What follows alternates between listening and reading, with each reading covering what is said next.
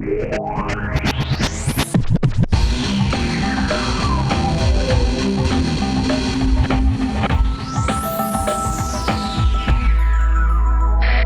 a lot of misinformation floating around about the operation that killed Osama Bin Laden yesterday, so we will set the record straight this evening. Hello and welcome to the show. This is rap news with that juice it's essential to know. And while journalists claim to be first with the news, we prefer to learn, discern and turn up first with the truth. So without further ado, we're starting by charting the alleged last gasp of Osama Bin Laden. We ask the tough question most pundits are dodging. What happened in Abbotabad that morning? And joining us, regular guests on the news feed, the Pentagon's General Baxter and Terrence Moonseed. Gentlemen, welcome. We'll begin with you, General. How's the general atmosphere there at the Pentagon? Incredible. This is just an enviable victory. The USA has made an indelible entry in history. A decade since 9/11, we found Bin Laden and got justice for the 3,000 Americans that died then. His crime and infamy have been erased and healed, framed and sealed thanks to the bravery of the US Navy SEALs. Way to kill. Tell us how it went down, the actual sequence. SEAL Team 6 hit the compound. It was battle stations. They found Osama armed with a Islamic ray gun, shot him in the face and... What's that? No ray gun? Oh, well. Then he used his wife as a human shield and... What? That didn't happen either? Okay, well then they shot him and took no pictures and buried him according to Islamic scriptures in the sea?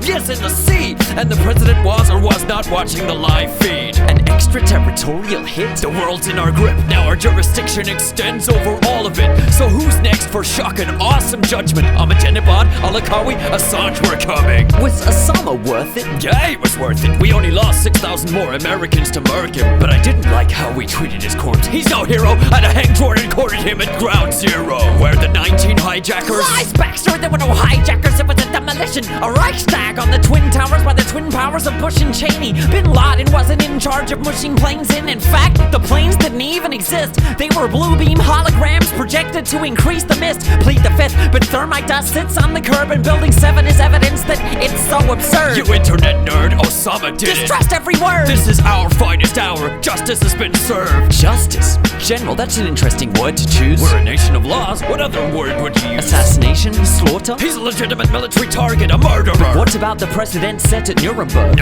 What? After the Holocaust and 6 million dead, America stayed the hand of vengeance, and instead, Nazi leaders were rounded up and tortured? No. Waterboarded? Hired by NASA? No.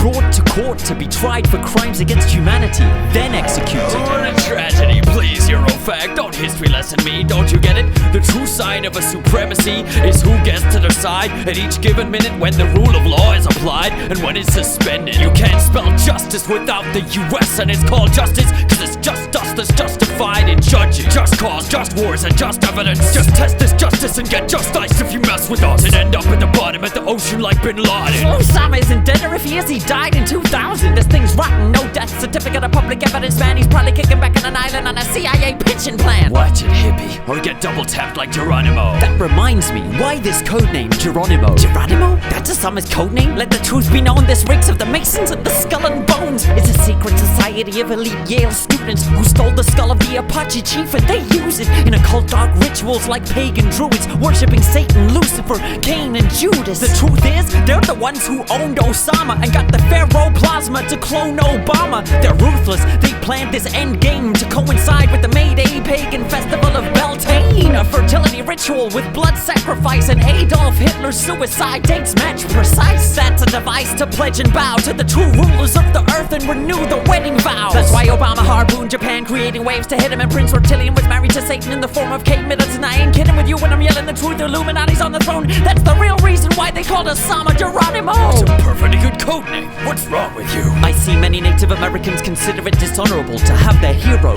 ancestor and leader associated with terrorism and Al-Qaeda. It all seems like an appalling error. It wasn't an error. This right here is the war on terror, and it's a continuation of the 19th century campaign we had to wage to liberate the territory of the United States from the redskin savages who also hid in caves and kept on attacking us because they hated our civilized ways. ways. Are Christianity, whiteness, and slaves? Weren't the Apache defending their lands from the invasion of whites? They started it, Bob. Get your history right. Same with Al-Qaeda. We didn't pick this fight, so you see, the Geronimo analogy is tight. Alright, thank you both for your interesting views. Little wonder there's such confusion in the news when we can scarcely agree on historical narratives. Is there any mystery that we live in diverging realities? The tides of amnesia seem to be rising like the oceans, unchecked by mass media that is steadily corroding. More concerned with the rush to make headlines by 5 than helping us discern the facts from the lies. But there's a rival tide, an equal and opposite turn, a yearning to read between official lines that have blurred. I'm reassured by the many who were plainly disturbed and who questioned the way in which justice was served. If it was served, it can be served to us just the same. So what brand of justice do we want done in our name? Leaving you now with that thought in your mind. Robert Foster produced media, proud to ignore deadlines.